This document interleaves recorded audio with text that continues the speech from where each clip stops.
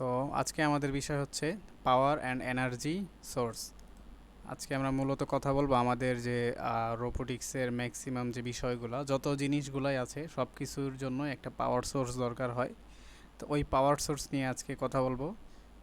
তো আমরা পাওয়ার সোর্সের বিষয়ে প্রথমে একটু শুরু করি। যেমন পাওয়ার সোর্সটা আসলে কি, আমরা যদি আমাদের নিজেদের বডির সাথে তুলনা করি, তাহলে আমরা প্রতিদিন হাঁটাহাঁটি করি, কথা বলি, বিভিন্ন কাজ করি, সব কিছুর জন্য আমাদের শক্তির প্রয়োজন হয়। এই শক্তিটা কোথা থেকে আসে? শক্তিটা আসে হচ্ছে আমাদের খাবার থেকে। আমরা যে দৈনিক খাবার খাই, এই খাবার থেকে একটা শক্তি, যে কোনো ধরনের শক্তি, যেমন এখানে শর্করা, আমিষ, স্নেহ, তিন রকম মোটামুটি, প্রধান হচ্ছে তিন রকম, এর বাইরে আরও আরও তিনটা আছে, মোট 6 রকম যে পুষ্টিগুলো, এই পুষ্টিগুলো আমাদের দেহে শোষিত হয়। এবং এটা আজকে খাওয়ার সাথে সাথে আজকেই যে শোষিত হয়ে যাবে শরীরে, এমনটা না। আজকে যদি খাই 2-3 দিন পর বা 4 দিন পর গিয়ে ওই শক্তিটা, ওই খাবারের শক্তিটা আমাদের শরীরে 3-4 দিন পরে গিয়ে হচ্ছে পরিপূর্ণভাবে শোষিত হবে। তো এই জিনিসটা কোথা থেকে সাপ্লাই হয়? যেমন হচ্ছে আমাদের বডিতে যে লিভার আছে, লিভার থেকে গ্লাইকোজেন সারা শরীরে ছড়ায়, তো গ্লাইকোজেন থেকে আমরা একটা শক্তি পাই। এবং এর ভিতরে যে আরও মানে আমাদের বডিতে যে অর্গানসগুলো আছে, এগুলো আমাদের খাবারগুলোকে ভেঙে আমাদের শক্তিতে রূপান্তর করে। শর্করা ম্যাক্সিমাম ক্ষেত্রে শর্করা হচ্ছে আমাদের শক্তির যোগান দেয়। যেমন আমরা বিভিন্ন কাজ করতে গেলে বেশি বেশি পরিশ্রম যে করি, সেখানে হচ্ছে আমাদের গ্লাইকোজেনটা বেশি লাগে, এবং এই গ্লাইকোজেন ভাঙতে হচ্ছে ইনসুলিন লাগে। তো এত কিছু বলার মানে হচ্ছে যে আমাদের পাওয়ার সোর্সের বিষয়টা একটু ক্লিয়ার করা। তো ঠিক এরকমই আমরা যে সার্কিটগুলো ব্যবহার করব, আমরা এখানে মোটামুটি অনেকে আছি ইঞ্জিনিয়ারিং স্টুডেন্ট, কেউ আছি অন্যান্য ডিপার্টমেন্টে, কেউ আছি 9-10-এ, কেউ আছি ইন্টারে। তো সবাই যার যার জায়গা থেকে এই পাওয়ারের এই বিষয়টা বোঝার চেষ্টা করব এমনভাবে যে পাওয়ার হচ্ছে আসলে কি। আমরা একটা ডিভাইসকে যখন চালাবো, সেটাকে চালানোর জন্য আমাদের পাওয়ার সোর্স লাগবে। যেমন আমি যে এখন ক্লাস নিচ্ছি, আমার সামনে যে পিসি, আমার কিবোর্ড, মনিটর, সব কিছুই পাওয়ার সোর্সের মাধ্যমে চলতেছে, যেটা হচ্ছে অল্টারনেটিং কারেন্ট বা এসি কারেন্ট। এমনকি এসি কারেন্ট থেকে সবগুলো এসি কারেন্টে চলে না, এসি কারেন্ট থেকে ডিসি কারেন্টে কনভার্ট হয়। এসি কারেন্ট, ডিসি কারেন্ট কি, এটা আমরা একটু পরে বুঝাচ্ছি। তো এই হলো পাওয়ার সোর্স। এবং পাওয়ারের মধ্যে, পাওয়ার বলতে আসলে দুইটা জিনিস, দুইটা রাশিকে বোঝায়, দুইটা রাশির গুণফলকে বোঝায়, যেটা হচ্ছে আমি একটু স্ক্রিন শেয়ার দিয়ে দেখাই যদি পারি, দাঁড়ান একটু।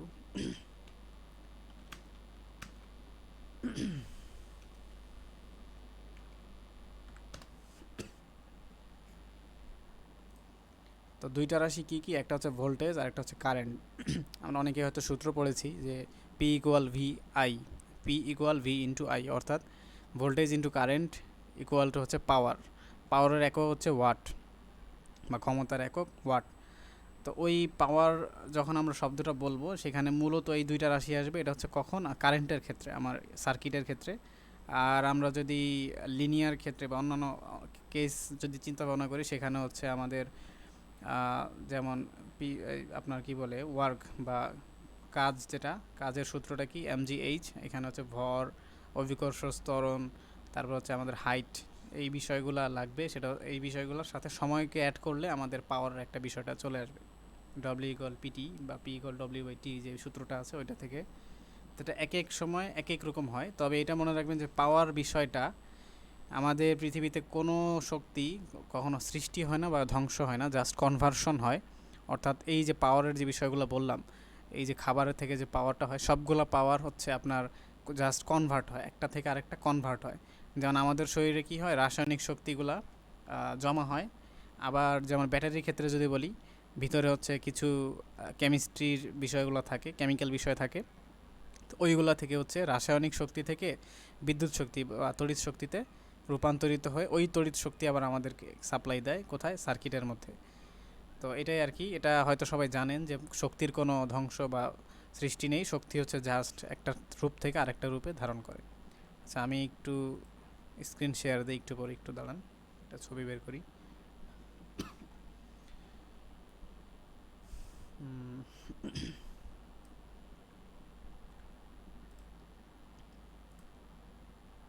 আচ্ছা, এর আগের ক্লাসে আমরা ইলেকট্রনিক্স, বেসিক ইলেকট্রনিক্স নিয়ে যখন ক্লাস নিয়েছিলাম তখন বলেছিলাম যে বিভিন্ন কম্পোনেন্টের বিষয়গুলা।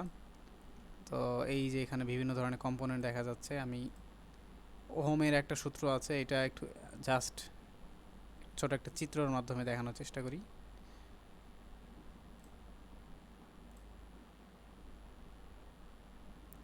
স্ক্রিন দেখা যাচ্ছে না? হুম, ঠিক আছে। হ্যাঁ, যাচ্ছে। আচ্ছা, এই যে আহ, এই চিত্রটা একটু যদি দেখেন খেয়াল করে, সেটা হচ্ছে আপনাদের এই একজন মানুষ হচ্ছে কি একটা পাইপের মধ্য দিয়ে যাচ্ছে, এবং তাকে হচ্ছে কি করতেছে, আরেকজন উপর থেকে বেঁধে টান দিতেছে উপরের দিকে, আর ওই লোকের পিছন থেকে আরেকজন এসে তাকে ধাক্কা দিতেছে। এটা দিয়ে বোঝানো হচ্ছে কি, পিছন থেকে যে ধাক্কা দিচ্ছে সে হচ্ছে ভোল্ট, এবং যে আটকে গেছে সে হচ্ছে অ্যাম্পিয়ার, যে টান দিচ্ছে সে হচ্ছে ওহম। তো এখানে ওহমস ল যেটা, এখানে হচ্ছে রেজিস্টর, এই উপরের যে ব্যক্তিটা সে হচ্ছে রেজিস্টর বা রেজিস্ট করে বা বাধা দেয়, আর যে হচ্ছে আটকে গেল সে হচ্ছে অ্যাম্পিয়ার, অর্থাৎ ওই ছোট্ট জায়গা দিয়ে যে সে যাবে সে আটকে যাচ্ছে আর কি, খুব বাধাগ্রস্ত হয়ে কম পরিমাণে যাচ্ছে, এবং ভোল্টেজ যেটা ভোল্টেজও কমে যাচ্ছে। তো এই বিষয়টাকে আসলে বোঝানো হয়েছে এখান দিয়ে। ওহমস ল যেটা সেটা হচ্ছে যে আই কল ভি বাই আর, আমরা সূত্র জানি, পরিবাহীর এক প্রান্তের আর আরেক প্রান্তের বিভব পার্থক্য, তার মধ্য দিয়ে যে কি বলে রোধের, সূত্রটা আমি ভুলে গেলাম, রোধের সমানুপাতিক সম্ভবত। তো এটাই আর কি। তো পাওয়ারের যে বিষয়টা এটা একটু দেখাই।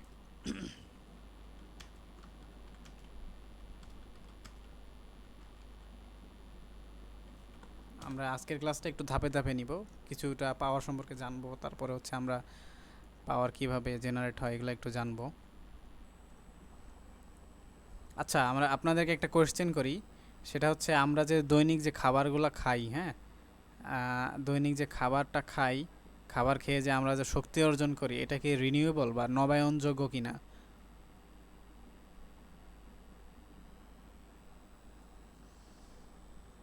যদি কেউ বলতেন।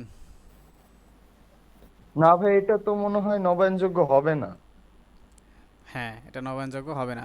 আচ্ছা, নবায়নযোগ্য অনবায়নযোগ্য বিষয়টা বা রিনিউয়েবল নন রিনিউয়েবল, এই বিষয় নিয়ে কারো কোনো কোয়েশ্চেন আছে? যদি না বুঝেন নির্দ্বিধায় কোয়েশ্চেন করতে পারেন, তাহলে একটু বুঝাই দিতাম।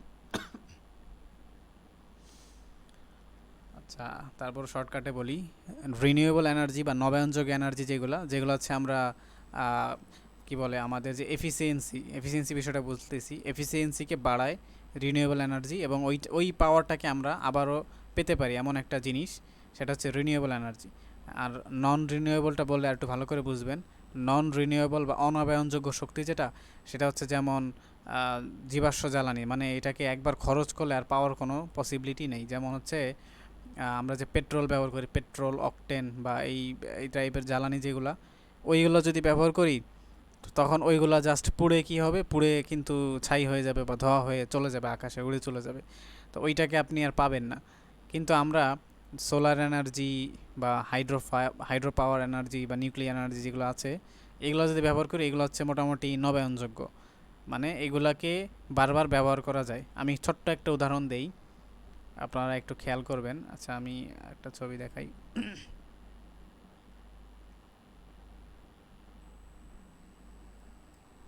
আচ্ছা, এটাই দেখাই, একটু বড় হইলে মনে হয় ভালোই তো। আচ্ছা, আমি একটু বড় করে দেখাই, হ্যাঁ, দাঁড়ান।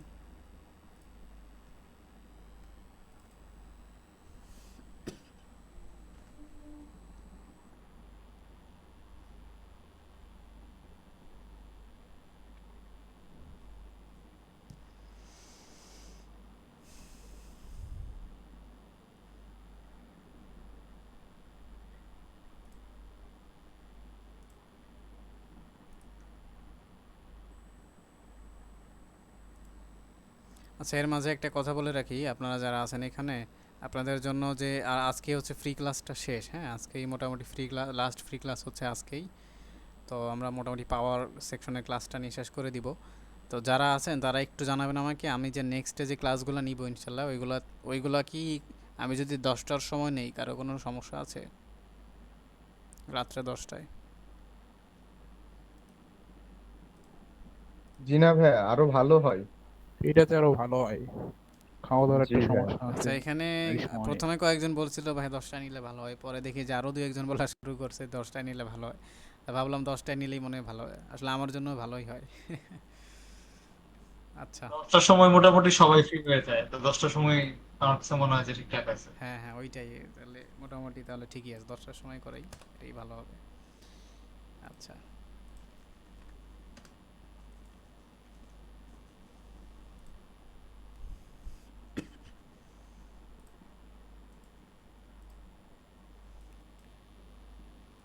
আচ্ছা, এই বিষয়টা একটু দেখি। এখানে ছবি মোটামুটি অনেকগুলো দেখা যাচ্ছে। একটা ছবি হলো, আমরা যদি বাম পাশে দেখি, বাম পাশের যে ছবি এটা হচ্ছে যে আমাদের কি বলে উইন্ড মিল বা বাতাস থেকে যে আমরা শক্তিগুলো পাই, বা এটা হচ্ছে টারবাইন। আমরা, আচ্ছা শক্তি কিভাবে পাই আগে এটা একটু বলি। শক্তিটা পাই কিভাবে আপনাদেরকে একটু একটু খেয়াল করেন বিষয়টা।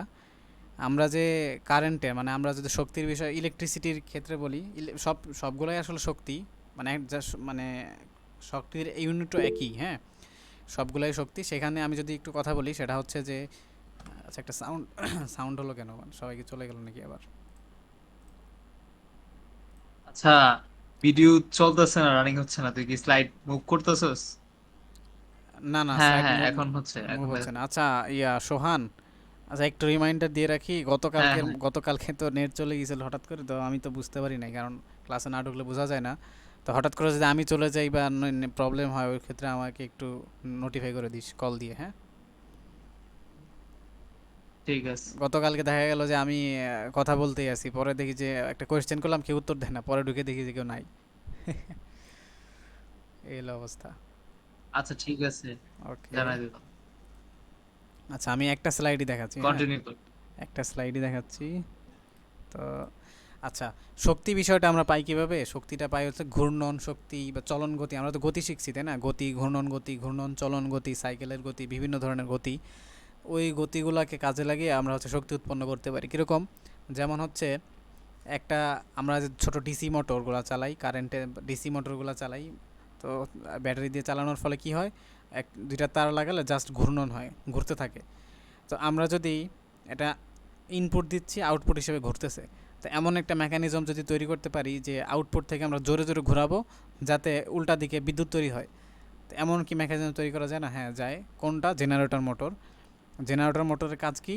ওটা হচ্ছে জোরে জোরে ঘোরার ফলে ওইখান থেকে বিদ্যুৎ শক্তি উৎপন্ন হয়। কীভাবে উৎপন্ন হয় এটা আসলে একটু বড় প্রসেস, এটা হচ্ছে ইঞ্জিনিয়ারিং লেভেলের।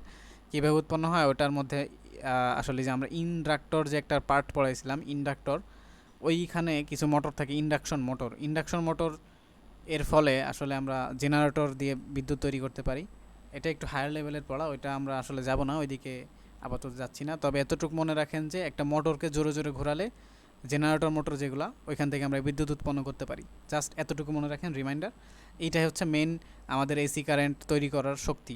মেন শক্তি কোনটা? জেনারেটর বা ডায়নামো বলা হয়, যেটাকে আমরা জোরে জোরে ঘোরানোর ফলে আমরা বিদ্যুৎ উৎপন্ন করতে পারি। এখন খেয়াল করলে দেখবেন যে এই যে টারবাইন, এইগুলো কিন্তু নর্মাল টারবাইন, এগুলো অনেক বড় বড়, 20 তলা 30 তলা সমানও হয়, এত অনেক বড় বড় টারবাইন, এগুলো বিদেশে থাকে বেশিরভাগ ক্ষেত্রে। আর এইখানে এই যে টারবাইনে 3 পাখা অনেক উপরে থাকে, তো ওই বায়ুমণ্ডলের উপরের দিকে বাতাসের গতি মোটামুটি বেশি থাকে, যার ফলে এটা ঘুরতে থাকে আস্তে আস্তে। এইটার মধ্যে কিছু গিয়ার সিস্টেম থাকে। গিয়ার হচ্ছে কোনগুলো? একটা মোটর বা কোনো একটা জিনিসকে ভাঙলে ভিতরে দেখবেন কাটা কাটা চাকার মতো থাকে, কাটা কাটা থাকে, ওইটাকে বলা হয় গিয়ার। ওইরকম গিয়ার এর মাধ্যমে রেশিও বা অনুপাত কমায়া বাড়ায়া কি হয়, ওই এটা আস্তে আস্তে ঘুরলেও ভিতরের মোটরটা খুব জোরে জোরে ঘুরে, এমন একটা সিস্টেম মেকানিজম তৈরি করা হয় ওই গিয়ারের মাধ্যমে। যার ফলে মোটরটা যখন জোরে জোরে ঘুরে, তখন এখানে অনেক নিচের দিকে তার থাকে। এই তারগুলাই যে একটার সাথে আরেকটা কানেক্টেডও থাকতে পারে, আলাদাও থাকতে পারে, ওই তারগুলা থেকে এসি কারেন্ট উৎপন্ন হয়। ওই কারেন্টটা আমাদের বাসা বাড়িতে সাপ্লাই দেওয়া হয় কীভাবে?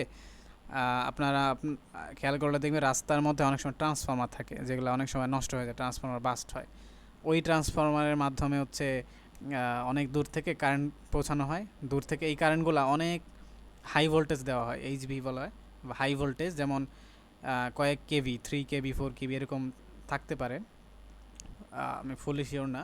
তবে ওইটার মাধ্যমে কি হয়, ভোল্টেজটাকে হাই করা হয়, মানে হাই ভোল্টেজ হয়, কিন্তু কারেন্টটাকে অনেক কম করা হয়, যার কারণে কি হয়, ওই তার দিয়ে যখন ফ্লো হয়ে সেটা ওই যে আছে মানে আপনাদের ওই যে ট্রান্সফরমার, এর মাধ্যমে আবার ভোল্টেজটাকে কমানো হয়, অ্যাম্পিয়ারটাকে বাড়ানো হয়। আপনারা যদি 9-10 ক্লাস করে থাকেন বুঝতে পারবেন, না বুঝলেও সমস্যা নেই, আপাতত এই বিষয়গুলো আমাদের লাগতেছে না। তো ওইটা হচ্ছে ভোল্টেজটাকে কমায়, যার কারণে 220 ভোল্ট বা 0.1 বা 1 অ্যাম্পিয়ার আমাদের বাসা বাড়িতে সাপ্লাই দেয়, বা 440 ভোল্ট বা 440 ভোল্ট বলে যেটাকে। আমাদের বাসা বাড়ি যে জেনারেটর বা লিফট চলে ওইগুলো হচ্ছে 440-তে চলে, অনেক বড় কারেন্টে চলে এগুলো। তো এগুলো হচ্ছে সাপ্লাই দেয়। এটা গেল ওয়াইন্ড পাওয়ার বা উইন্ড মিলের যে পাওয়ার এইটা। এখন আসি হাইড্রো পাওয়ার বা হাইড্রো ইলেকট্রিক পাওয়ার যেটা বলেন, এইটা কিভাবে করা হয়। এটা হচ্ছে আপনাদের এই যে বাঁধের বিষয়টা আপনারা সবাই জানবেন। সম্প্রতি আমরা এই যে বিভিন্ন বাঁধ সম্পর্কে জানতে পারছি বন্যার কারণে। এই বাঁধের কিছু কাজ আছে, সেটা হচ্ছে যে এই বাঁধ থেকে আমরা বিদ্যুৎ শক্তি উৎপন্ন করতে পারি। কীরকম একটু খেয়াল করে দেখেন, এই যে একটা বাঁধ দেওয়া, হ্যাঁ, এই ধরেন নদীর মাঝখানে বা এমন একটা জায়গায় বাঁধ দাও যেখানে মোটামুটি নদীর ফ্লোটা বেশি হয়, এমন একটা জায়গায় বাঁধ দেওয়া থাকে। এই বাঁধের মধ্যে গেট থাকে, এখানে কয়টা গেট, 1 2 3 4, মোটামুটি 4টা গেট আছে এখানে। তো এই গেটগুলা যখন খুলে দেওয়া হয়, মানে পানি তো বাড়তে বাড়তে অনেক উঁচু লেভেল পর্যন্ত যায়, বাঁধের একদম উপরের দিকে চলে যায়। তো হঠাৎ করে এই গেটগুলো যখন খোলা হয়, তখন হচ্ছে অনেক স্পিডে, প্রচুর স্পিডে পানি যাওয়া শুরু করে, প্রচুর স্পিডে, হ্যাঁ। তো ওই স্পিডের মধ্যে আমরা যদি বাঁধের এই নিচু জায়গায় কিছু এরকম টারবাইন রাখি, কিছু ছোট ছোট ফ্যান রাখি, যেগুলো পানির মধ্যে আমরা যেমন স্পিড বোটের পিছনে যেমন একটা ফ্যান থাকে, ওই ধরনের ফ্যান যদি রাখি, তো একটা ঘূর্ণন্ত পাবো, তাই না? কারণ প্রচুর স্পিডে হচ্ছে আপনার এই পানিটা ফ্লো হবে। তো ওই ফ্লোকে কাজে লাগিয়ে আমরা যদি এখানে একটা ফ্যান লাগিয়ে রাখি, তাহলে ওই ফ্লোর মাধ্যমে ফ্যানটা খুব জোরে জোরে ঘুরতে থাকবে, এবং ওই ঘূর্ণনকে কাজে লাগিয়ে আমরা আবার সেই ইলেকট্রিসিটি উৎপন্ন করতে পারবো সেই ডায়নামোর মাধ্যমে। তার মানে আলটিমেটলি সব জায়গায় কিন্তু ঘূর্ণন শক্তিটাই কাজে লাগবে। এবং এটা আশা করি বুঝতে পারলেন কিভাবে হয়। এবং নেক্সট যেটা আমাদের সোলার পাওয়ার, এখানে কোনো ঘূর্ণন শক্তির জিনিস নাই, এখানে খুবই খুবই সিম্পলভাবেই আমাদের শক্তিটা উৎপন্ন হয়। সোলার পাওয়ার, এই সোলার পাওয়ারটা কিভাবে কাজ করে, এটা আসলে কিভাবে শক্তিটা রাসায়নিক শক্তি থেকে কিভাবে বিদ্যুৎ হয়, এটা আসলে ফুলি আমিও জানি না। তবে এতটুকু মনে রাখেন যে সোলার যেটা, এটা হচ্ছে সূর্যের যে আলোক শক্তি, তাপ শক্তি, ওইটাকে জাস্ট কাজে লাগিয়ে আপনার বিদ্যুৎ শক্তি সাপ্লাই দেবে, এবং এটা হচ্ছে ডিসি কারেন্ট সাপ্লাই দিবে। এবং এসি ডিসি কি, ওইটা একটু পরে আসতেছি। এটা হচ্ছে ডিসি কারেন্ট সাপ্লাই দিবে। ওই ডিসি কারেন্ট থেকে আমরা ইনভার্টার নামে একটা যন্ত্র থাকে, আপনারা হয়তো জানেন। ইনভার্ট শব্দের অর্থ হচ্ছে উল্টানো, অর্থাৎ ইনভার্টার মানে যে যন্ত্র, এটা হচ্ছে এই সোলার থেকে ডিসি কারেন্টটাকে নিয়ে বা ডিসি ভোল্টেজটাকে নিয়ে এসি ভোল্টেজে বা এসি কারেন্টে রূপান্তর করে, যেটা আমরা বাসা বাড়িতে লাইট জ্বালানোর উপযোগী হিসেবে ব্যবহার করতে পারি আর কি। তো এই গেল একটা। আরেকটা যেটা, এটা ইন্টারেস্টিং, এটা খুবই মানে ইন্টারেস্টিং, এটা আমাদের পাবনার রূপপুরে আছে। এটা হচ্ছে আমাদের কি বলে, নিউক্লিয়ার পাওয়ার প্ল্যান্ট বা নিউক্লিয়ার শক্তি। নিউক্লিয়ার জিনিসটা কি, নিউক্লিয়ার হচ্ছে নিউক্লিয়ার আগে এটা একটু বলি, যেমন কয়লা তাপবিদ্যুৎ কেন্দ্র, আপনারা অনেকে শুনছেন যে কয়লা দিয়ে বিদ্যুৎ উৎপন্ন করা হয়। এখন কয়লা দিয়ে কীভাবে বিদ্যুৎ উৎপন্ন করা হয়, ওই আগের আবার একটা প্রসেস, যেটা হচ্ছে যতটুকু আমি জানি, এটা হচ্ছে কয়লা তো তাপশোষী, তাই না? কয়লা হচ্ছে কার্বন বা কোক বলা হয়। সেটার মধ্যে যখন তাপ দেওয়া হয়, প্রচুর তাপ শোষণ করে। ওই তাপটাকে কাজে লাগিয়ে ওই কয়লার ভিতরে, কয়লার উপর একটা বিরাট বড় পাত্র থাকে, ওই পাত্রের মধ্যে মোটামুটি পানি থাকে। ওই পানির যে গরমের ফলে বাষ্পটা হয়, ওই বাষ্পটা উপরের দিকে প্রবাহিত হতে থাকে, এবং উপরের দিকে একটা ফ্যান লাগানো থাকে। এই মনে করেন এই যে এইখান থেকে নিচে দিয়ে যে তাপ দেওয়া হয়, আর এমন একটা সিস্টেম করা হয় যেন ওই আমাদের যে বাষ্পটা, পানির যে গরম বাষ্প খুব দ্রুত যেন উপরের দিকে যায়, এমন একটা সিস্টেমে করা হয়, বা চিমনির মতো অনেকটা। এবং ওই মাঝখানে যদি একটা ফ্যান রাখা হয়, তখন কি হবে, ওই যে বাষ্পটা খুব দ্রুত যখন যাবে, ওই ফ্যানটাকে খুব জোরে জোরে ঘোরাবে, এবং ওই একই জিনিস ঘোরানোর ফলে আবার বিদ্যুৎ উৎপন্ন হবে। ওই বিদ্যুৎটাকে স্টোর করা হয়, স্টোর করার পরে আবার সেই সাপ্লাই দেওয়া হয় বাসা বাড়িতে। তো এই একটা পদ্ধতি। এইটার মধ্যে আবার যেমন আপনারা অনেকে স্টিম ইঞ্জিন দেখেছেন কিনা জানি না, যেমন এটা অন্তত এতটুকু জানেন যে বাষ্পীয় ইঞ্জিন, যেমন ট্রেন আগেকার যে ট্রেনগুলো ছিল, সেগুলো হচ্ছে বাষ্পের মাধ্যমে চলতো। তো বাষ্পের মাধ্যমে কিভাবে চলতো, এইভাবেই যে কয়লার ফলে প্রচুর তাপ উৎপন্ন হতো, তাপের ফলে ওই যে পানির যে বাষ্প খুব স্পিডে যাইতো আর প্রেশার দিত, খুব প্রেশার, ওই প্রেশারে হচ্ছে একটা ট্রেনকে চালিয়ে নিয়ে যেত। তো ক্যান ইউ ইমাজিন একটা ট্রেনকে চালিয়ে নিয়ে যাচ্ছে পানির মাধ্যমে, মানে এটা খুবই কতটা শক্তি হয় উৎপন্ন হয় এখানে। তো ওই শক্তিটাকে কাজে লাগে আমাদের ম্যাক্সিমাম ক্ষেত্রে আমাদের কয়লা দিয়ে আসলে উৎপন্ন করা হয় বিদ্যুৎ, যেটা আসলে রিনিউয়েবল না বা নন রিনিউয়েবল। কারণ হচ্ছে ওই কয়লাকে পোড়ানোর ফলে তো আমাদের এই পরিবেশও দূষিত হচ্ছে, মানে কার্বন উৎপন্ন হচ্ছে, কার্বন ডাইঅক্সাইড, আবার একদিকে দেখা যায় আমাদের জীবাশ্ম জ্বালানিটাও শেষ হয়ে যাচ্ছে। তো এইটার বিপরীতে যেটা, সেটা হচ্ছে যে এই যে নবায়নযোগ্য শক্তি বা রিনিউয়েবল, কারণ এটাকে আসলে ইনভেস্ট কম, বলতে পারেন যে ইনভেস্ট কম। অর্থাৎ আমি এই যে এই টারবাইনগুলো বানিয়ে রাখছি, এটা জাস্ট বানিয়ে রাখলেই হবে, বাতাসের ফ্লো যখনই হবে প্রাকৃতিকভাবে বাতাস থেকে আমি কারেন্টটা নিতে পারতেছি, মানে বায়ু শক্তি থেকে আমরা কি বলে তড়িৎ শক্তিতে রূপান্তর করতে পারতেছি, অথবা এই যে বাঁধের মাধ্যমে, এগুলো হচ্ছে রিনিউয়েবল। ঠিক আছে, আর যেটা খরচ করলাম ওটা তো খরচ হয়েই গেল। আর সূর্যের তাপ শক্তি সহজে শেষ হবে না, এটা আমরা জানি, তো সেইটাও হচ্ছে রিনিউয়েবল, সেই জন্য আমরা এই সোলার প্যানেল ব্যবহার করতে পারি। আর এখন কথায় আসি, যেটা নিউক্লিয়ার পাওয়ার প্ল্যান্ট, সেখানে হচ্ছে ব্যবহার করা হয় হচ্ছে কি বলেন তো, কেউ বলতে পারবেন নিউক্লিয়ার পাওয়ার প্ল্যান্টে মূল জ্বালানিটা কি? ইউরেনিয়াম। ইউরেনিয়াম, হ্যাঁ। আচ্ছা, ইউরেনিয়ামের একটা প্রসেস আছে, ইউরেনিয়াম থেকে আপনার ওই একই প্রচুর তাপ উৎপন্ন করা হয় একটা প্রসেসে, ওইটার মাধ্যমে ইউরেনিয়াম থেকে যে তাপ উৎপন্ন হয় ওই তাপ থেকেই তাপ বলতে কি, আমরা হয়তো জানি বা জানি না যে জাপানে দুইটা বোমা ফেলা হয়েছিল, হিরোশিমা নাগাসাকিতে, একটা হচ্ছে লিটল বয় আর একটা হচ্ছে ফ্যাট ম্যান। এই দুইটা বোমা হচ্ছে মূলত পারমাণবিক বোমা। এটা যখন ফেলা হয়েছিল তখন হচ্ছিল যে আপনার এই যে নিউক্লিয়ার ফিশন আর ফিউশন যে বিক্রিয়াগুলা, এগুলো উৎপন্ন হয়। আমি একটু দেখাই।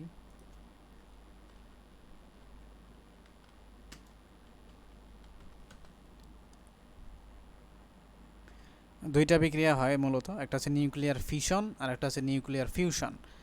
ফিউশন আর ফিশনের ভিতরে একটা পার্থক্য আছে, আমরা মোটামুটি একটু ধারণা দিই। ফিউশন যেটা, সেটা হচ্ছে কি, সেটা হলো আপনাদের ওই কি বলে যে একটা যে ইউরেনিয়াম যখন ভাঙে তখন দুইটা ভিন্ন ভিন্ন মৌলে পরিণত হয়ে যায় এবং ওইখান থেকে তিনটা নিউট্রন নির্গত হয় এবং ওই নিউট্রন গিয়ে আরেকটা ইউরেনিয়ামকে আঘাত করে এবং এইভাবে আবার তিনটা উৎপন্ন হয় এবং ওই তিনটা গিয়ে আবার তিনটাকে আঘাত করে। মানে এইভাবে এই বিক্রিয়াটা আসলে সহজে শেষ হয় না, বাড়তেই থাকে, যার ফলে দেখা যায় এখনও ওই হিরোশিমা নাগাসাকিতে যদি কোনো বাচ্চা জন্ম নেয় বা ওই খাবার খাওয়া হয়, তাহলে ওই এই সমস্যা, মানে যে বিকলাঙ্গের একটা সমস্যা এখনও থাকে। কারণ এটা আপনারা যখন টি হাফ বা অর্ধায়ু পড়বেন ফিজিক্সে, তখন হচ্ছে বুঝতে পারেন বিষয়টা যে টি হাফ বা হাফ অর্ধায়ু কাকে বলে। ওই অর্ধায়ুটা শেষ হইতে হইতে অনেক টাইম লাগে এবং এটা আসলে কখনো শেষ হওয়ার না, এটা লং টাইম প্রসেস, খুবই লং টাইম প্রসেস। তো ওইটার কারণে হচ্ছে আপনার ওই ওই বিষয়গুলো এখনও রয়ে গেছে, হ্যাঁ। তো এটাই আর কি, ওই যে বিক্রিয়াটা উৎপন্ন হলো যে একটা নিউট্রন থেকে আরেকটা নিউট্রন আঘাত করে বারবার, মানে চেইন রিয়াকশন বলে যেটাকে, ওই চেইন রিয়াকশনটাকে কাজে লাগিয়েই আমাদের এখানে বড় বড় যে টারবাইন ভিতরে, এই যে চুল্লির ভিতরে টারবাইন থাকে, ওইটা জোরে জোরে ঘোরানো হয় এবং আবারও ওই ঘূর্ণন শক্তি থেকেই আমরা বিদ্যুৎটা পাই। এবং মজার ব্যাপার হলো এটা যে এই ইউরেনিয়ামের টি হাফ বা অর্ধায়ু অনেক বেশি সময় একটা মানুষের, কত সময় আসলে লং টাইম বলতে পারতেছে না, তবে এটা 200-300 বছর এরকম হতে পারে। তো মানে 200-300 বছর বলতে কি, ওই মৌলটা অর্ধেক শেষ হইতে এত বছর সময় লাগবে, এটাই বোঝায়। তো এই যে আপনার এখানে যে জ্বালানি হিসেবে যে ইউরেনিয়ামটা ব্যবহার করা হয়, এই ইউরেনিয়ামটা একসময় দেখা যায় ব্যবহারের অযোগ্য হয়ে পড়ে বা একটা ডেটের একটা বিষয় থাকে, যদিও এটাকে আবারও ব্যবহার করা যায় কারণ অর্ধায়ু যেহেতু অনেক বেশি, তারপর একটা নির্দিষ্ট সময় পর ওইটাকে একটা বড় এক ধরনের সুইমিং পুলের মতো আছে এবং ওইটা সব সময় ঠান্ডা থাকে, ঠান্ডা পানি ওইটার মধ্যে সব সময় ডুবাই রাখা হয়। কোনো কারণে যদি ওইখানের যে ফ্রিজ বা যেটাই আছে ঠান্ডা করার যে যন্ত্র, ওইটা যদি একবার নষ্ট হয় তাহলে ওই পুরো এলাকা তেজস্ক্রিয়তার প্রভাবে নষ্ট হয়ে যেতে পারে, যেমনটা হিরোশিমা নাগাসাকিতে হয়েছিল। তো এটার উপর খুবই নজরদারি রাখা হয়। এটা আপনারা বিজ্ঞান পাইসি নামে একটা চ্যানেল আছে, বিজ্ঞান পাইসি, ওই চ্যানেল থেকে আপনারা মোটামুটি অনেক ধারণা পাবেন এইসব বিষয় সম্পর্কে। তো ওইখান থেকে ওই যে ইউরেনিয়ামটা ওইভাবে রাখা হইলো, ওই ইউরেনিয়ামটা আবার 10-12 বছর পরে বা একটা লং টাইম প্রসেস পরে ওইটাকে ডিব্বার ভিতরে ভর্তি করে, বড় বড় ড্রামের ভিতর ভর্তি করে একদম মাটির অনেক নিচে ফেলা হয় এবং ওইখানে সতর্কবার্তা লিখে দেওয়া হয়। কেন? কারণ হচ্ছে আজ থেকে যদি 100-200 বছর পরে যদি ভবিষ্যৎ প্রজন্ম গিয়ে মাটি খোঁড়া শুরু করে এবং ওই জিনিসগুলো পায়, তখন ওইখানে লেখা থাকে যে প্লিজ ডোন্ট ওপেন, মানে এটাকে ওপেন করবেন না। এখন কেউ যদি বলে ওপেন করে, তাহলে ওইখান থেকেই হচ্ছে আবার সেই তেজস্ক্রিয়তা বা রিয়াকশনটা শুরু হবে। তো এই জন্যই আর কি এই সব বিষয়গুলো খেয়াল রাখা হয়। তো এতটুকু পর্যন্ত যদি কারো প্রশ্ন থাকে করতে পারেন।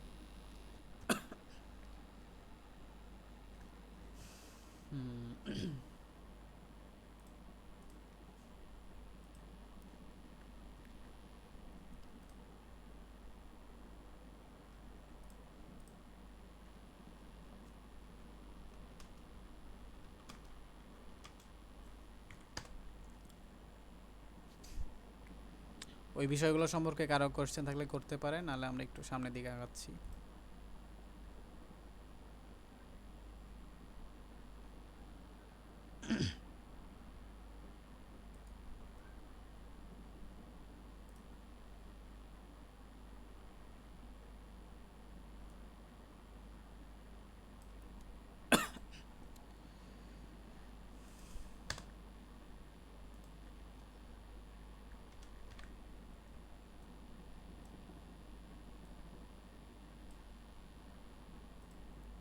আচ্ছা, এখন আমরা আসি এসি ভোল্টেজ বা এসি কারেন্ট বা ডিসি কারেন্ট।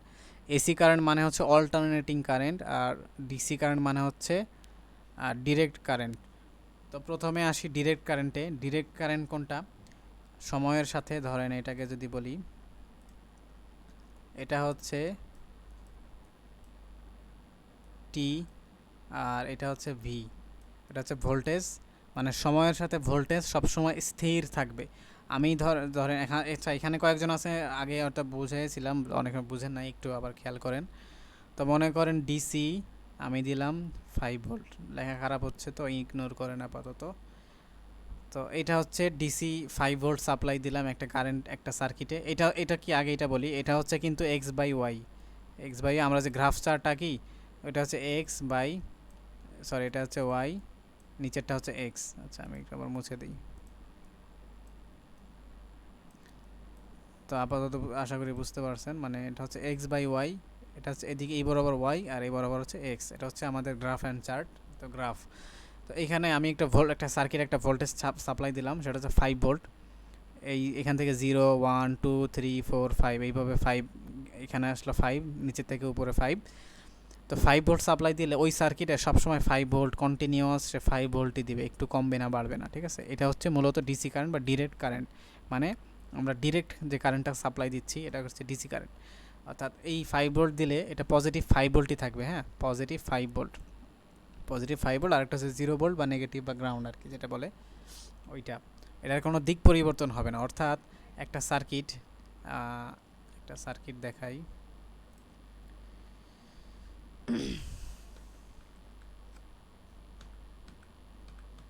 এর আগে একটা সার্কিট দেখাইলাম, এই যে এই সার্কিটটা আপনাদেরকে দেখাচ্ছিলাম।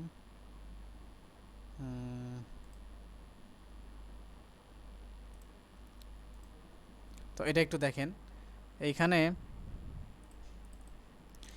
এই সার্কিটে এই যে এখান থেকে এই যে এটা একটা ব্যাটারি সোর্স, আমি যখন পাওয়ারটা অন করব, সুইচটা অন করব, এই ব্যাটারি থেকে আমাদের যে কারেন্ট ফ্লো হবে এই বরাবর, পজিটিভ বরাবর ফ্লোটা হবে, নেগেটিভে আবার চলে আসবে। এটা কিন্তু ডিরেক্ট কারেন্ট, জাস্ট এই দিকেই যাবে, আর কোনো দিকে যাবে না। আমাদের কারেন্টটা এটা দাগানো যাচ্ছে না। আচ্ছা এটা একটু কষ্ট করে দেখেন। তো এই শুধুমাত্র আমাদের কারেন্টটা একদিকেই ফ্লো হবে, মানে পজিটিভ থেকেই একদিকেই ফ্লো হবে, অন্য ওই উল্টা দিক থেকে আসবে না, হ্যাঁ, শুধুমাত্র একদিকেই যাবে। তো এটা হচ্ছে মূলত ডিরেক্ট কারেন্ট বা ডিসি কারেন্ট বলা হয়। আর আর এই যে এইটা যেটা বললাম, আর কারেন্ট অল্টারনেটিং কারেন্ট যেটা, এটা হচ্ছে সময়ের সাথে দিক পরিবর্তন করে। কীরকম দিক পরিবর্তন করে? যেমন ধরেন এখানে একটু খেয়াল করেন, আমাদের বাসা বাড়িতে আপনি খেয়াল করবেন ম্যাক্সিমাম ক্ষেত্রে 2টা তার থাকে, 3টা তার আর থাকে, ওইটা আরেকটা হচ্ছে গ্রাউন্ড কানেকশন, মানে মাটির সাথে কানেকশন থাকে। উপরের দিকে যেটা বা সবুজ কালার তার থাকে, আর ম্যাক্সিমাম ক্ষেত্রে দুইটা তার থাকে। এই যে দুইটা তার নিলাম, একটা তারকে বলা হয় লাইভ বা ফেস, আর একটা তারকে বলা হয় neutral. Ignore my hand writing. আচ্ছা, একটা হচ্ছে লাইভ আর একটা হচ্ছে নিউট্রাল, দুইটা তার থাকে। লাইভ বলতে কি, লাইভ বলতে জীবন্ত তার, মানে এই তারে সবসময় কারেন্টটা থাকে আর কি, মানে এই তারে হচ্ছে সবসময় যে ফ্লোটা ওইটা থাকে, আর এই তারে নিউট্রাল বা এই তারে ফ্লোটা নর্মালি থাকে না। এখন এই যে গ্রাফ, এই গ্রাফ দিয়ে মূলত কী বোঝানো হয় একটু খেয়াল করেন সবাই। দেখেন আমি বলছিলাম যে এটা হচ্ছে 0 ভোল্ট, উপরে এখানে হচ্ছে 1 2 3 4 5, আমি একটু বড় করে দেখাই। এই লেজারটা একটু খেয়াল করেন, এই যে লেজার এই দাগ বরাবর, এই বরাবর হচ্ছে 0, বা গ্রাফের 0 0 যেটা আমরা চিনি ওইটা হচ্ছে 0। উপরের দিকে যেতে গেলে 1 2 3 4 5 এবার যেতে থাকবে। আর ডান দিকে কি টাইম বা সময়টা। তো এটা কি হচ্ছে সময়ের সাথে, ধরেন এটা হচ্ছে 1 সেকেন্ড, 1 সেকেন্ড, আর 1 সেকেন্ডে ছিল 1 ভোল্ট, 2 সেকেন্ডে হলো 2 ভোল্ট, 3 সেকেন্ডে 3 ভোল্ট, 4 সেকেন্ডে 4 ভোল্ট, 5 সেকেন্ডে 5 ভোল্ট। হ্যাঁ, খেয়াল করেন সবাই, 5 সেকেন্ডে 5 ভোল্ট হইল। 6 নম্বর সেকেন্ডে আবার 4 ভোল্ট, 7 নম্বর সেকেন্ডে 3 ভোল্ট, 8 নম্বরে 2 ভোল্ট, 9 নম্বরে 1 ভোল্ট, 10 নম্বরে 0 ভোল্ট। তো এর খেয়াল করছেন সবাই? তাহলে 1 2 3 4 এইভাবে যাচ্ছে, এইভাবে যেতে যেতে যেতে যেতে এখানে হচ্ছে সর্বোচ্চ ভোল্টেজ। এবার আবার সেকেন্ড সময়ের সাথে সাথে আবার ভোল্টেজটা কমতেছে, কমে কমে আবার 0-তে আসছে। এখন কি হবে, এই এটা হচ্ছে 10 সেকেন্ডে, 11 সেকেন্ডে -1, 12 সেকেন্ডে -2। এই যে মাইনাসটা কেন হলো, কারণ এই যে লাইভ তার, আমরা যখন এখানে একটা লোড কানেকশন দিব, ধরেন আমি এখানে একটা লাইট লাগাই দিলাম, হ্যাঁ, ছোট একটা লাইট বা একটা এলইডি বা আমাদের বাসাতে যে কারেন্টের লাইটগুলো আছে ওইগুলা, এটা লাগানোর ফলে কি হবে, একবার আমরা যে ডিসি কারেন্ট পড়েছিলাম যে পজিটিভ এক সাইডে পজিটিভ আর এক সাইডে সবসময় নেগেটিভই হয়, কিন্তু এইখানে সেকেন্ডে 50 বার চেঞ্জ হয়, দিক চেঞ্জ হয়। কীরকম চেঞ্জ হয়, এটা একবার হয় এটা পজিটিভ, মানে এই দিক দিয়ে ফ্লো হয়, আবার এই দিক দিয়ে ফ্লো হয়, একবার এই দিক দিয়ে ফ্লো হয়, আবার এই দিক দিয়ে ফ্লো হয়। বিষয়টা কি বুঝলেন? একবার এইভাবে ফ্লো হবে, আবার এইভাবে ফ্লো হবে, এইভাবে এরকম 50 বার, সেকেন্ডে 50 বার এরকম হয়। যার কারণে খেয়াল করলে দেখবেন অনেক যন্ত্র, যেমন আপনার বাসা বাড়িতে রাইস কুকার বা আপনার ব্লেন্ডার বা আয়রন বা যে কোনো ধরনের অ্যাপ্লায়েন্স হোক, ইলেকট্রিক অ্যাপ্লায়েন্স, ওগুলার পিছনে দেখবেন লেখা থাকে ইনপুট 220 ভোল্ট 50 হার্জ। 50 হার্জ কেন থাকে, মানে সেকেন্ডে 50 বার পার সেকেন্ড। সেকেন্ড মানে কি, সেকেন্ড ইনভার্স 1 বা পার সেকেন্ড বলা হয়, সেকেন্ড ইনভার্স 1 বা প্রতি সেকেন্ডে 50 বার। এটাকে এই এককটাকে আবার হার্টজ দ্বারা প্রকাশ করা হয়। হ্যাঁ, তো এটা হচ্ছে 50 হার্জ বা 50 বার হচ্ছে দিক পরিবর্তন করে। সেই 50 বার হচ্ছে এই যে একবার এই যে হাইয়েস্ট ভোল্টেজে উঠলো, নেগেটিভ হতে হতে আবার 0 ভোল্টে, 0 থেকে আবার উল্টা দিকে আর কি। মানে ওই যে একবার লাইভ তার, মানে শুধুমাত্র লাইভের ক্ষেত্রে যদি আমি চিন্তা করি, তা এটাকে একবার ফ্লোটা দিচ্ছে, ফ্লোটা দিতে দিতে দিতে দিতে হাইয়েস্ট ফ্লো দিবে একবার, দিয়ে আবার কমতে কমতে থাকবে, কমতে কমতে কি মানে কমা মানে কি, ধরেন আপনার একটা প্রশ্ন যদি করি, আপনার বাসায় যে বাথরুমের যে পানির ট্যাপে কিন্তু সবসময় এক দিক থেকেই পানি পড়ে, মানে ট্যাপে সবসময় নিচের দিকেই পানি পড়ে, হ্যাঁ, উপর দিকে কিন্তু উল্টা দিকে যায় না। তো এমন একটা সিস্টেম যদি হইতো যে আপনার ট্যাপের থেকে পানি উপর দিকে যাচ্ছে, আবার নিচের দিকে আসতেছে, আবার উপরে যায়, আবার নিচে যায়, এরকম যদি সম্ভব হইতো, তাহলে জিনিসটা হচ্ছে এরকম। মানে একবার আমি যদি ট্যাপের শুধুমাত্র সাপেক্ষ ধরে নেই, শুধুমাত্র ট্যাপের ক্ষেত্রে যদি চিন্তা করি, তাহলে ট্যাপ থেকে যে যাচ্ছে, ট্যাপ থেকে উপরের দিকে যাচ্ছে, এটা হচ্ছে পজিটিভ ধরলাম। আচ্ছা, ট্যাপের কথা বাদ দিই, আমরা টাঙ্কির কথাই চিন্তা করি। টাঙ্কি থেকে যে নিচের দিকে আসবে পানি, এটা তো ট্রু, তাই না? এটা হচ্ছে সত্য। তো টাঙ্কি থেকে নিচের দিকে যে আসবে, এটা হচ্ছে পজিটিভ ধরলাম। এবং শুধুমাত্র টাঙ্কির কথা যদি আমরা চিন্তা করি, টাঙ্কির সাপেক্ষটা যদি ধরি, তাহলে নিচের থেকে যদি পানি আসে, তাহলে ওর দিকে আসতেছে না, উল্টা দিকে আসতেছে, তাহলে সেই ক্ষেত্রে হচ্ছে নেগেটিভ। বিষয়টা কি বুঝলেন কেউ? একটু কোয়েশ্চেন থাকলে করতে পারেন।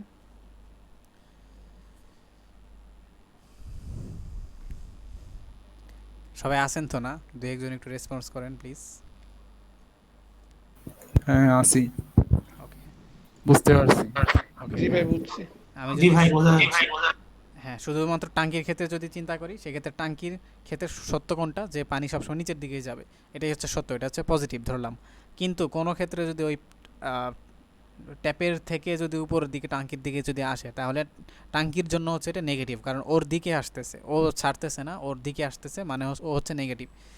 তো তো এইটাই একটা তারের ক্ষেত্রে হচ্ছে এই জিনিসটা চিন্তা করা হয়েছে যে এটা যেতে যেতে যেতে যেতে হাইয়েস্ট ভোল্টেজে যাবে, আবার কমতে কমতে মানে ফ্লোটা কমে দেবে, কমতে কমতে আবার ফ্লো বন্ধ হয়ে যাবে, জিরো হয়ে যাবে, এরপরে হচ্ছে টাঙ্কির দিকে আবার আসবে, উল্টা দিক থেকে আবার আসবে, আবার জিরো হবে, আবার টাঙ্কি আবার ছাড়বে, আবার আসবে, আবার যাবে। আশা করি অল্টারনেটিং কারেন্ট সম্পর্কে আপনাদের ধারণা মোটামুটি ক্লিয়ার।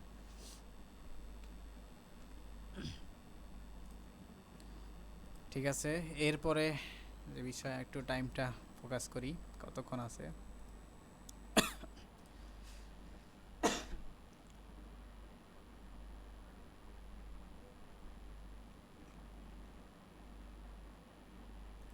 কেউ একজন মনে হয় চলে গেছে না?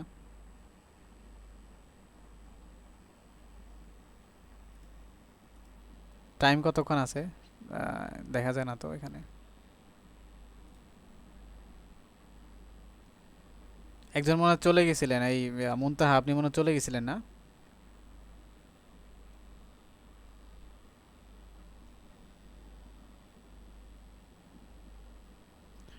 আচ্ছা, যদি কারো বুঝতে কোনো কোয়েশ্চেন থাকে অবশ্যই করবেন, এখনো আমি আছি। হ্যাঁ, আশা করি অল্টারনেটিং কারেন্ট বা ডিসি কারেন্ট সম্পর্কে দুজনেরই সবারই মানে ক্লিয়ার, দুইটা বিষয় সম্পর্কে সবারই ক্লিয়ার। এখন আমরা একটা ইন্টারেস্টিং জিনিস দেখব, সেটা হচ্ছে আমরা আগেই বলি, আপনারা কি কারেন্ট ওয়ার বা তড়িৎ শক্তির যুদ্ধ এই বিষয়টা সম্পর্কে কারো কোনো আইডিয়া আছে? কারেন্ট ওয়ার সম্ভবত নাই। কারেন্ট ওয়ার হচ্ছে কি, এটা হচ্ছে আপনার সত্যি একটা ঘটনা, যেটা হচ্ছে তড়িৎ শক্তি নিয়ে একবার যুদ্ধ হয়েছিল দুইটা বিজ্ঞানীর মাঝে। এই দুইটা বিজ্ঞানীর নাম বলতে পারবেন কেউ? একটা নিকোলা টেসলা হবে মেবি। হ্যাঁ হ্যাঁ, একজন হচ্ছে নিকোলা তেসলা, আরেকজন একজন জানি না ভাই। আচ্ছা, একজন হচ্ছে নিকোলা তেসলা, আরেকজন হচ্ছে টমাস আলভা এডিসন। হ্যাঁ, এটা এডিসন, জি জি। হ্যাঁ হ্যাঁ হ্যাঁ, এডিসনের যে বিজনেসটা ছিল, এডিসনের কি বিজনেস ছিল বলতে পারবেন? মানে এসি কারেন্ট না ডিসি কারেন্ট? আচ্ছা, আহ, এসি কারেন্ট না, এসি কারেন্ট ভাইয়া। না না না, এডিসন মূলত যেটা আবিষ্কার করেছিল সেটা সেটা হচ্ছে ডিসি কারেন্ট। এডিসনের যে আহ, যে ব্যবসা ছিল সেটা হচ্ছে ডিসি কারেন্টের ব্যবসা। সে হচ্ছে ডিসি কারেন্ট সাপ্লাই দিত। এবং আপনারা জানেন ব্যবসায়ীদের ক্ষেত্রে কি হয়, ম্যাক্সিমাম ক্ষেত্রে একজনের ব্যবসায় যদি আরেকজন এসে ওত পেতে বসে, তখন দেখা যায় একটু মনোমালিন্য হয়। কিন্তু এডিসনের ক্ষেত্রে কি হয়েছিল, এডিসনের যে বিষয়টা, এডিসন আর টেসলার ক্ষেত্রে একটু দেখাই।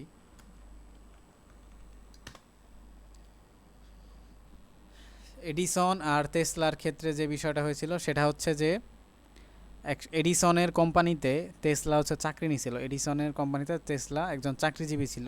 হ্যাঁ, তো ওই চাকরিজীবী থাকছিল ঠিক আছে, তবে এক সময় কি হলো, আপনার ওই এডিসন যে মূলত ডিসি কারেন্ট উৎপন্ন করতো, টেসলাকে বলা হয়েছিল যে টেসলা টেসলা বলেছিল আমি একটা এমন একটা শক্তি তৈরি করতে পারবো যেটা দিয়ে আপনার শক্তি থেকে আরও ভালো কিছু করা সম্ভব।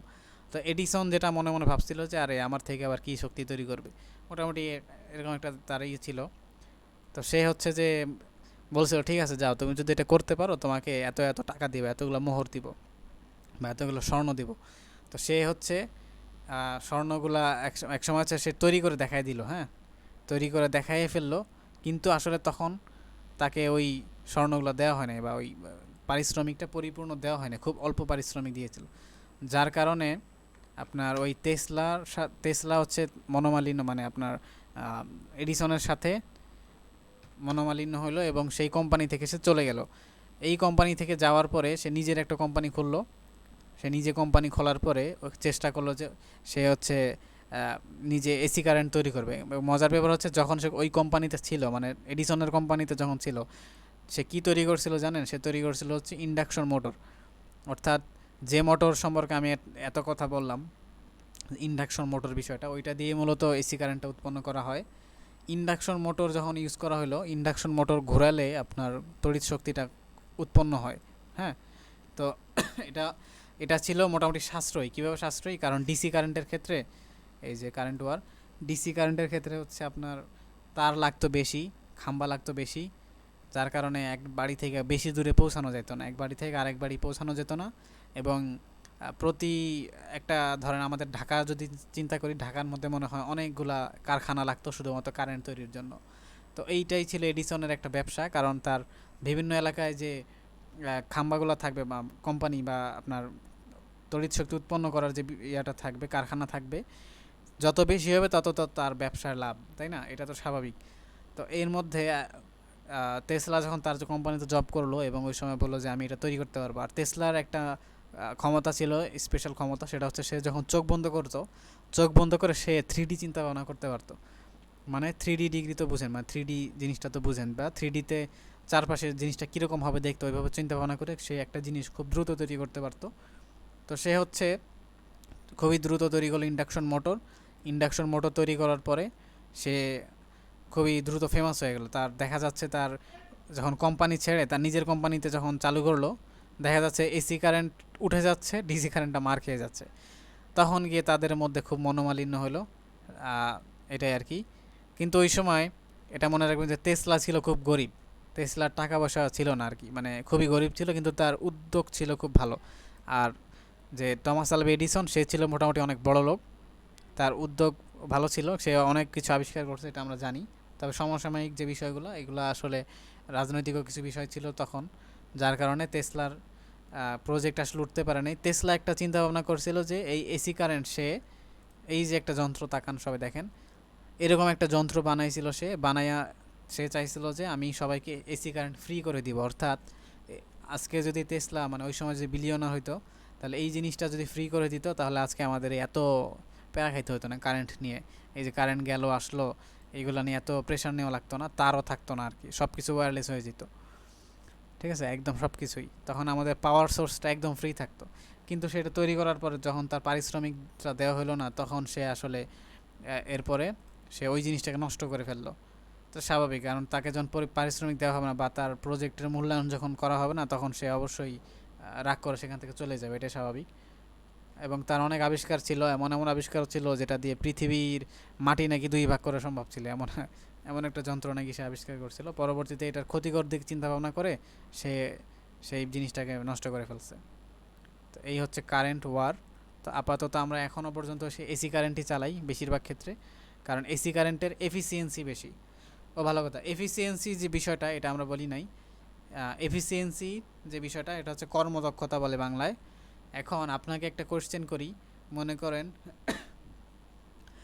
1 লিটার পেট্রোলের মূল্য যদি 100 টাকা হয়ে থাকে, ধরলাম 100 টাকা, সেই ক্ষেত্রে একটা হুন্ডার মধ্যে বা মোটর সাইকেলে যখন আমরা পেট্রোলটা দিব, মোটামুটি কত টাকার আউটপুট আমরা পাবো, কেউ বলতে পারবেন?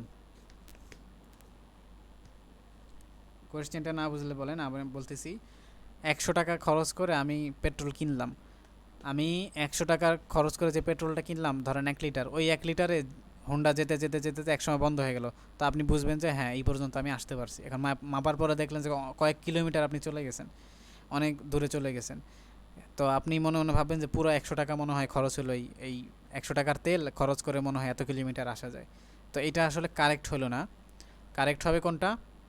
আপনি যে 100 টাকার তেল খরচ করলেন, আপনি কিন্তু পুরোপুরি গেইনিং 100 টাকা পাবেন না। আপনি পাবেন সর্বোচ্চ 30 থেকে 40 টাকা, এর বেশি আসলে পাওয়া সম্ভব না। 30-40 টাকার যে তেল খরচ করে যতটুকু যাওয়া যায় অতটুকু আপনি গেছেন। তো আপনি বলবেন যে বাকি আমার 50 টাকা 60 টাকার তেল গেল কোথায়? এখন আপনি একটা জিনিস খেয়াল করেন, আপনার হুন্ডা যখন বন্ধ করবেন, রানিং বন্ধ করবেন, তখন প্রচুর গরম থাকে, হ্যাঁ? এখন চিন্তা করে দেখেন তো ওই গরমটা হলো কিভাবে? হ্যাঁ, ওই গরমটা যখন হয়েছে, তার মানে বুঝতে হবে যে একটা শক্তি এখানে খরচ হয়েছে, শক্তির একটা কনভার্সন যেহেতু হয়েছে তাপ, তার মানে শক্তি খরচ হয়ে গেছে। তা আপনি 100 টাকার তেল খরচ করে মোটামুটি 30-40 বা সর্বোচ্চ 50 টাকার আউটপুটটা পাচ্ছেন। বাকি যে 50% ওইটা আপনার তাপ শক্তির রূপে নষ্ট হয়ে গেল। তার মানে আলটিমেটলি আপনার যে কর্মদক্ষতা সেটা হচ্ছে 50% পাইলেন সর্বোচ্চ। মানে 100 টাকার তেল খরচ করে 50 টাকার তেল আপনি আউটপুট হিসেবে পাইলেন, সেটা তার মানে আপনার এফিসিয়েন্সি বা কর্মদক্ষতা হলো 50%। এখন আপনি মনে রাখবেন পুরা বিশ্ব এই এফিসিয়েন্সির উপরেই নির্ভরশীল। আপনি যত বড় বড় আবিষ্কারই করেন না কেন, বাংলাদেশে বসে যত বড় আবিষ্কারই করেন না কেন, ওইটার এফিসিয়েন্সি যদি বর্তমান দুনিয়ার সাথে 1%-ও উপরেও যদি না হয়, তাহলে আপনার ওই যত বড় আবিষ্কারই হোক ওইটার কোনো দাম নাই, এটা মনে রাখবেন। এমন এমন আবিষ্কারও আছে যেগুলো হচ্ছে ওয়্যারলেস চার্জিং সিস্টেম বা ওয়্যারলেস, ধরেন আপনি এমন এক সিস্টেম করছে বাসার মধ্যে আপনার চার্জ দেওয়াই লাগবে না, চারপাশে কয়েল সেট করে রাখছেন, এমনভাবে কয়েল তারের কয়েল বানিয়ে রাখছেন, ওয়্যারলেসলি আমার ফোনটা চার্জ হবে। কিন্তু ওই আপনার এই জিনিসটার কোনো দাম নাই, জিনিসটা অসাধারণ, কিন্তু আপনার এই জিনিসটার দাম নাই কেন? কারণ আমি নর্মাল চার্জ দিলে আমার খরচ হচ্ছে 20 টাকা, আপনার ওইটা দিয়ে যখন আমি চার্জ দিচ্ছি খরচ হচ্ছে 50 টাকা, 50 টাকা কারেন্ট খরচ হচ্ছে। তাহলে আমার এফিসিয়েন্সি কোথায় ওই 20 টাকার কারেন্টে? এই জন্য আপনার ওই আবিষ্কারের কোনো দাম হবে না। এটা নিয়ে মনে রাখতে হবে যে যত বড় আবিষ্কারই হোক, এফিসিয়েন্সি যত বাড়বে ওই আবিষ্কারের দামটা তত বেশি হবে। তো এটা হচ্ছে নবায়নযোগ্য শক্তির একটা মূল যে চ্যালেঞ্জ এইটাই, যতটুকু এফিসিয়েন্সি বাড়ানো যায়। এবং এফিসিয়েন্সি কখনো 100% সম্ভব নয়, এটা মনে রাখবেন। আপনারা হয়তো সামনে পড়বেন কার্নো ইঞ্জিন সম্পর্কে, যে বিজ্ঞানী সাদি কার্নো তার নাম। সে কি চাইছিল? সে চাইছিল যে পুরাপুরি 100 টাকার তেল খরচ করে 100 টাকার আউটপুটই যেন পাই। ওইটা আমরা থিওরিটিক্যালি পড়ছি, থিওরিটিক্যালি বা হাতে কলমে করা সম্ভব, বাট আপনি কখনোই প্র্যাকটিক্যালি সেটাকে আপনি করতে পারবেন না।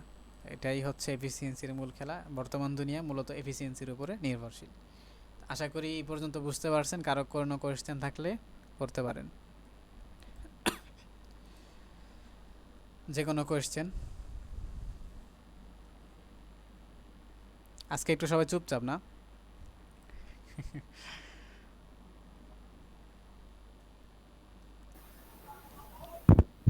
বুঝতে পারছি। ওকে, হ্যাঁ আমিও বুঝতে পারছি। যারা যারা বুঝতে পারছেন হয়তো কোয়েশ্চেন নাই, বুঝতে পারলে তো আর কোয়েশ্চেন থাকে না। তো মোটামুটি আমরা কি পড়লাম? ডিটেলস অফ পাওয়ার পড়লাম, পাওয়ার সোর্সের বিষয়গুলো পড়লাম, জানলাম। তারপরে ভোল্টেজ কারেন্ট জানলাম, এসি কারেন্ট জানলাম। এরপরে কি টেসলা এডিশনের বিষয়টা জানলাম, কারেন্ট ওয়ার সম্পর্কে জানলাম। এরপরে যে বিষয় লাস্টের বিষয় সেটা হচ্ছে Arduino and other power source, যেটা আমি একটু ক্যামেরাটা অন করতেছি, জাস্ট এ মিনিট।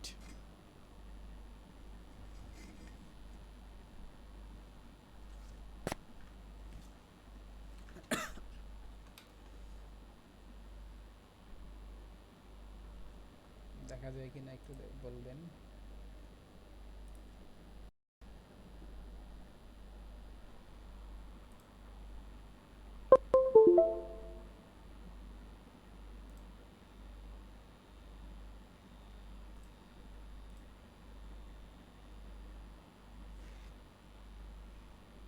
ক্যামেরাতে কিছু দেখা যায়? হ্যাঁ, দেখা যায়। মানে আমার নিচের জিনিসগুলো দেখা যাচ্ছে? না। আচ্ছা, জাস্ট এ মিনিট, ঠিক আছে।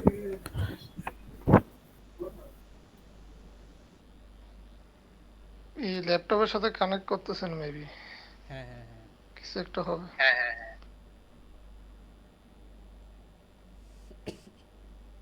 USB device.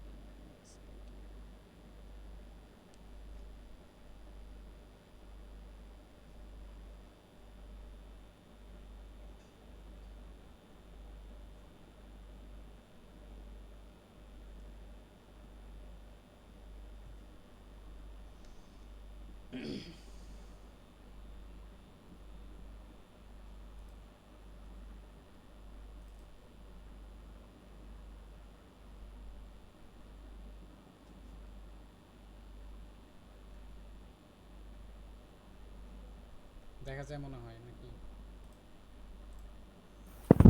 হ্যাঁ, জি দেখা ভাইয়া যায়। দেখা যায়।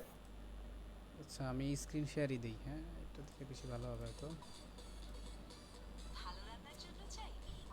আরে অ্যাড আসে কেন?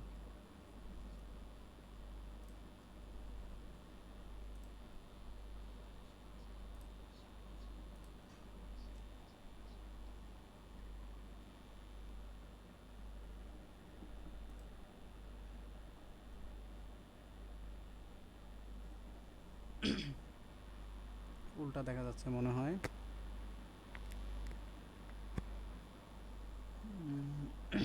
দাঁড়ান, সোজা করে দিচ্ছি।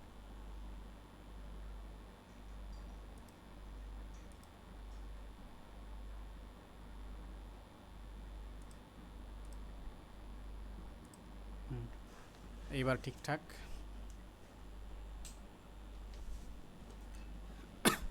তো এখানে কিছু মাইক্রো কন্ট্রোলার দেখতে পাচ্ছেন। তো আমি আবার পরবর্তীতে একটু স্লাইড দিয়ে দেখাই দিব না। তো এইটা একটু মানে বাফার করতেছে নাকি ভিডিওগুলা?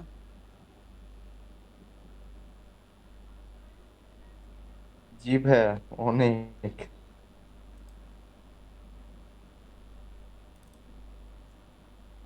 আচ্ছা, আমি ফোনের ওয়াইফাইটা বন্ধ করে দিই। ওয়াইফাই দিয়ে চলতেছে না।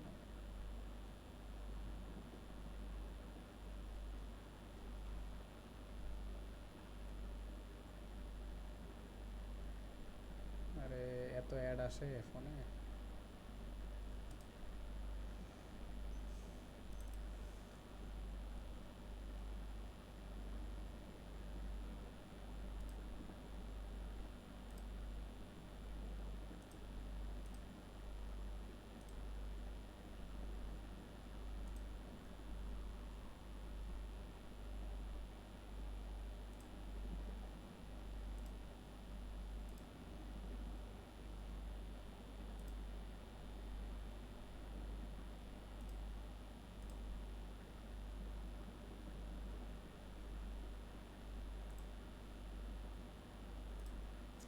আচ্ছা, এইখানে একটু খেয়াল করেন।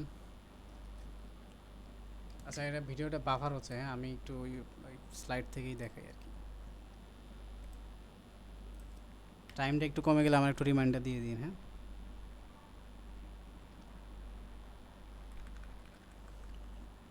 এগুলোর ক্লাস তো নেওয়া হয়ে গেছে। আমরা পিন আউট অফ আর্ডিনো যেটা ওইখান থেকে একটু দেখি।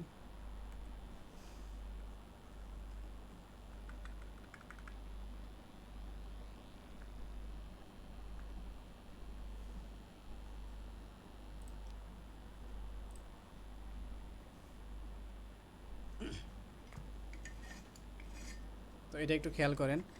এই হলো আমার আর্ডিনো, আমার হাতে যেটা দেখলেন ওইটাই। এটা হচ্ছে আর্ডিনো উনো। উনো হোক, ন্যানো হোক, যেটাই হোক, আপাতত আমি বোঝাচ্ছি। সেটা হচ্ছে যে পাওয়ারের যে বিষয়টা, সব সময় পাওয়ারের বিষয়টা একটু খেয়াল রাখতে হবে। পাওয়ারের মধ্যে ভিসিসি বা গ্রাউন্ড লেখা থাকে, এই যে ভিসিসি, ভিসিসি, পরে হচ্ছে জিএনডি,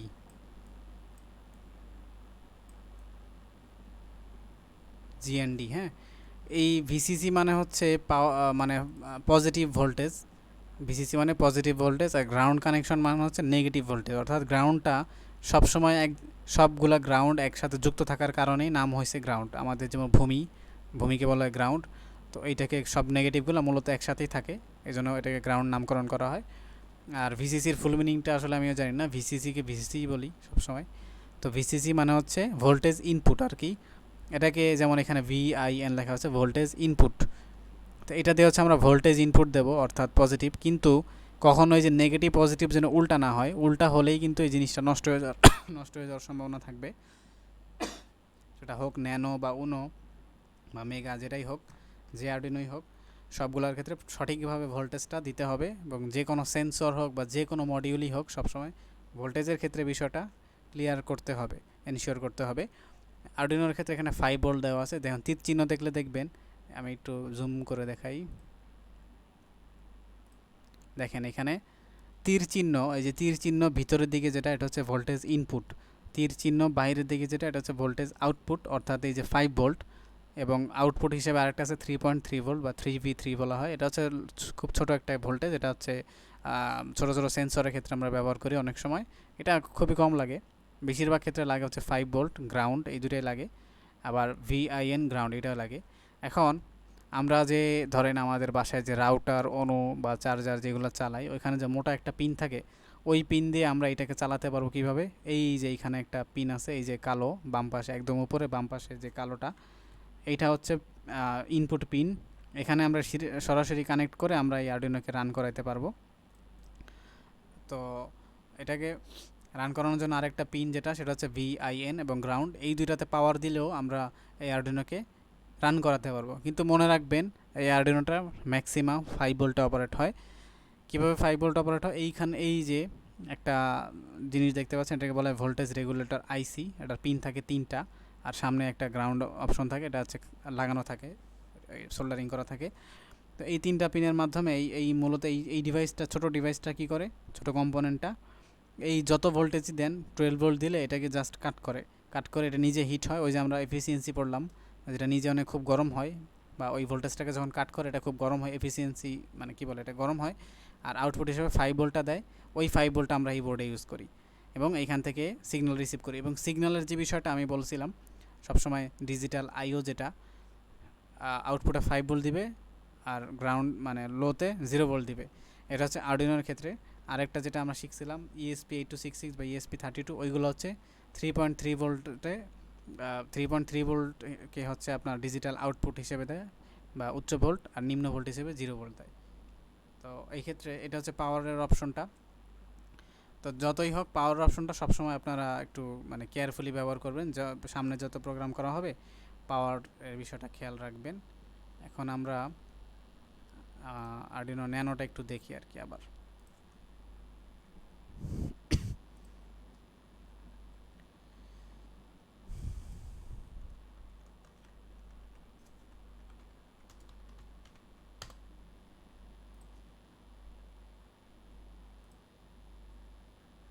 এই যে এটা হচ্ছে আর্ডিনো ন্যানো, এটাকে দেখাই। তো যদি কেউ ন্যানো ব্যবহার করে থাকেন এখানে, বা যদি কেউ কিট বক্স নেন, আমাদের কিট বক্সে যদি ন্যানো নিতে চান ন্যানো দেওয়া যাবে। আপনারা যদি কেউ উনো নিতে চান উনো দেওয়া যাবে, নো প্রবলেম। সবগুলোর আসলে প্রোগ্রামিং একই, আর্ডিনো বলতে সব কিছুই আসলে একই। এই ন্যানোর ক্ষেত্রে যেটা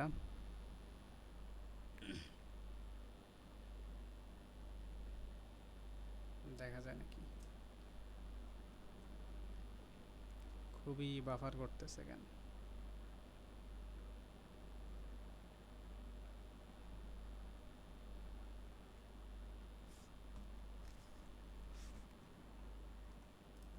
আচ্ছা, এই ন্যানোর ক্ষেত্রে যে বিষয়টা, ন্যানোর ক্ষেত্রে এই এই যে সামনে একটা পোর্ট থাকে, এটা হচ্ছে আমাদের লোডার কেবলের যে অংশটা লাগবে, মানে আমরা কোডটাকে আপলোড করবো এই পার্টটা দিয়ে, বা এটাকে পাওয়ার দিতে পারি। আর এইটার হচ্ছে একদম পিছনের দিকে 6টা পিন থাকে, এই পিনের নিচের দিকে লেখা থাকে VIN বা ভোল্টেজ ইনপুট। এখান দিয়ে আমরা 5 ভোল্ট দিতে পারি, 6 ভোল্ট দিতে পারি, বা 9 ভোল্টও দিতে পারি। আর পাশে আছে গ্রাউন্ডে আমরা হচ্ছে নেগেটিভ ভোল্টেজটা দিব। এর পাশে হচ্ছে RST বা রিসেট বাটন, এই যে এখানে একটা বাটন থাকে ছোট, এই বাটনের কানেকশন হচ্ছে এটা আমরা আপাতত ইগনোর করব। এটা হচ্ছে রিসেট বাটনের জন্য, এটা কাজ করার সময় আপনারা বুঝবেন, যদিও লাগে না।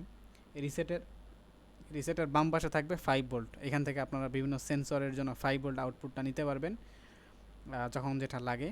এবং RX TX বা রিসিভার ট্রান্সমিটার যে অপশন দুইটা থাকে, এই আর্ডিনোর একদম নিচের ডান দিকে দুইটা থাকে পিন, এটা হচ্ছে RX TX। এখানে মনে হয় আরেকটা রিসেট বাটন দেওয়া আছে, পাশে গ্রাউন্ড আছে। তো আর্ডিনো ন্যানোর ক্ষেত্রে মোটামুটি গ্রাউন্ড অপশনটা দুইটা, হ্যাঁ গ্রাউন্ডটা দুইটা, এই দুইটা থেকে আপনারা যদি এক্সট্রা লাগে আরও নিতে পারবেন। এবং মজার ব্যাপার হচ্ছে এই যে উপরে 6টা পিন থাকে, এই 6টা পিনের মধ্যেও একটা 5 ভোল্ট একটা গ্রাউন্ড অপশন থাকে, সেটা আসলে কেউ ব্যবহার করে না, আমি পার্সোনালি ব্যবহার করি সব সময়। এটা হচ্ছে এই 6টা পিনের, এটা একটা চিহ্ন আছে অবশ্য, এটা সরাসরি হাতে থাকলে দেখাতে পারতাম। এই 6টা পিনের এক সাইডে 1 লেখা থাকবে, 1 বা একটা ডট দেওয়া থাকবে। ওই ডটের অপোজিটে যে পিনটা, এটা হচ্ছে 5 ভোল্ট, এবং এই ডটের হরাইজন্টাল বরাবর অপোজিটে যেটা, ওইটা হচ্ছে গ্রাউন্ড। এটা আসলে লাগবে না, যদিও আমি জাস্ট বললাম। তো এই মোটামুটি পাওয়ারের অপশন এইগুলাই। আর বাকি যে পিনগুলো ডিজিটাল আছে, অ্যানালগ আছে ন্যানোর ক্ষেত্রে, এগুলো আমরা যখন কাজ করব তখন ইনশাল্লাহ দেখায় দেওয়া হবে আর কি। তো মোটামুটি পাওয়ারের বিষয়গুলো এতটুকুই। তো আর কারো কোনো কোয়েশ্চেন থাকলে বলতে পারেন। আপাতত আর কিছু নেই পাওয়ারের বিষয়টা।